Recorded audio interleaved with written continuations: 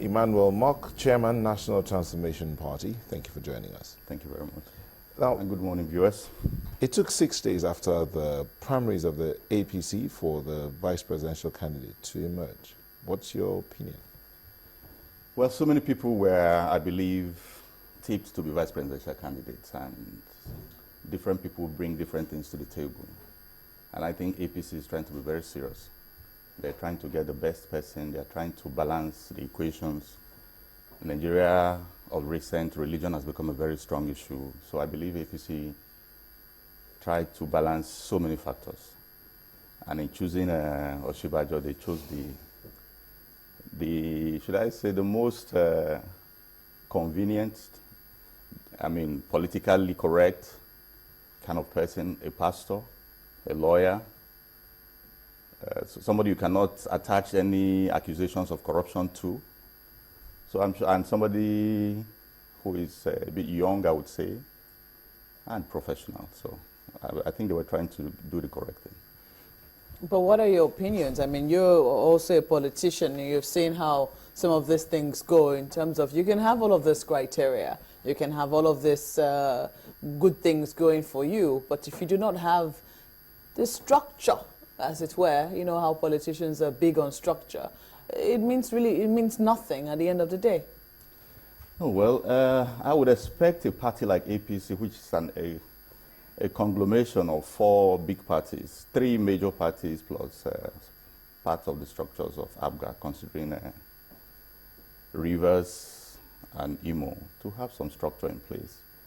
Osinbanjo is a complement.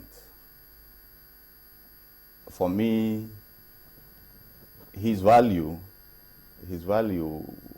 I don't know how he would complement, how he would balance a Buhari presidency with regards to this country, because I feel Nigeria needs a lot. Economically, we're going to have very serious issues going forward, considering the fact that oil prices are going down and they are going to continue to go down. We hear that in 2 years' time, America is going to be a major net exporter of oil, and that's going to put a lot of spanner in the works. All our money depends on oil, and so I believe our major problem will be austerity management and economic management. Yes, security issues of security would definitely be important. Issues of corruption, dealing with corruption will be important, but I hope, I don't know, I look at the 2 parties, I look at the 2 people, Major General Muhammadu Buhari and Osinbanjo, as, I don't think they cut for me. I just don't think they cut for me looking forward for Nigeria, because we are going to have, economic issues. We already do. And we're going to have much more going forward. So you see 2 people, as individuals, you say they are good. I think they are capable as individuals, yes. But together you don't see them. No, not so. I believe we need, there's a level of technical economic competence. Osinbanjo is a lawyer. Osinbanjo is a lawyer, he's always been a lawyer. Buhari is an army, it's full general army. Nigeria will need more than that. Well, you see, there are some who argue with you. They will tell you that in the current administration, for instance, on the side of the PDP, the president is not an economist. Neither is the vice president an economist. Yeah. So saying that because he's a retired military man and the other person is a lawyer, it won't work out for the economy going forward. Well, maybe I'm not putting it correctly exactly.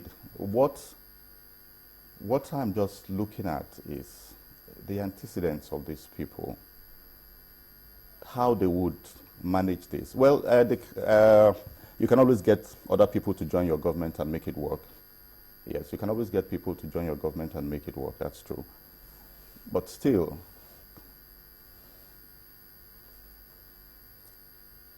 well, for me, I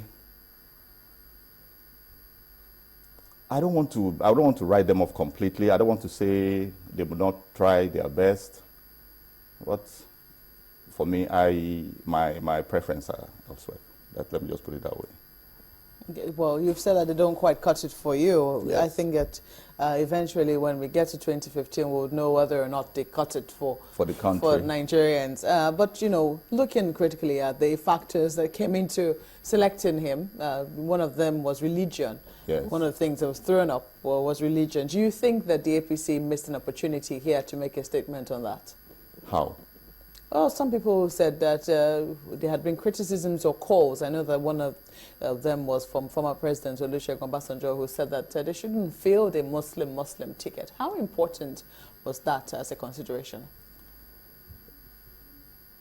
When I look at the crisis we've had, the religious crisis we've had over time, and especially now, looking at the person who is being chosen as presidential candidate, Muhammadu Buhari, if you realize that Muhammadu Buhari has said that Sharia should be applied across the country, if you realize that Muhammadu Buhari had said at some point, though people said it was quoted out of context, that Muslims should vote Muslims, if you look at the fact that there has been continual mayhem by Islamic fundamentalists across the north for years, and the fact that so many Christians are being persecuted in the north, churches are burnt, and when those churches apply for permit to rebuild, they don't get those permits.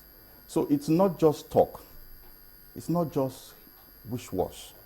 We actually have a very serious fundamentalist Islamic issue in this country. And the presidential candidate today, for me, is very suspect. I must tell you that. What I mean, So, I wasn't no, talking I'm coming. about... Let me just... I wasn't talking about the person of Yeah. Muhammadu Buhari, Yeah. because a lot of people will not agree with your assessment of that. Yeah. But I was talking about, you know, the fact that now, when we have a Christian, it would seem we must have a Muslim on the board as well. If we're having a Muslim, we must also have a Christian on the board as well. A lot of people say that as far back or as recent, in our recent history, in 1993... That didn't matter. You know, that did not matter. So how is it that this is gradually Matters creeping? now. Do you think that we've missed an opportunity here, or the APC has missed an opportunity here to make a statement concerning religion? What statement would they have made? You want that? See, for me, I am very apprehensive. I'm very apprehensive considering what we are having, the security situations we're having. We have Christians in the north, and I, as a party leader, know the problems of Christians in places like Borno, Sokoto, even before this crisis. We have people, Christian members from those places. We have meetings, and some of the things they talk, some of the deprivations they suffer. Then now you now have an open, practical war that is being sustained by riffraffs. There is more to this. And so a country like Nigeria, we must take clear, definite steps to assure the security of Christians in the north. If you listen, of course you are observant. This week, the governor of Kaduna State paid a visit to southern Kaduna, and the people were totally against his coming. They believed firmly that this man did not care about them, that they were being killed, they didn't come, but now he's coming for politics. That's what they said. The women were protesting in spite of all the efforts of others to stop that. They refused. Now, the Catholic Church is saying somewhere in the northeast that more than 154, in fact, that all the churches have been leveled. We're going into presidential elections, and we have. You can't take it away that Christians are very, very apprehensive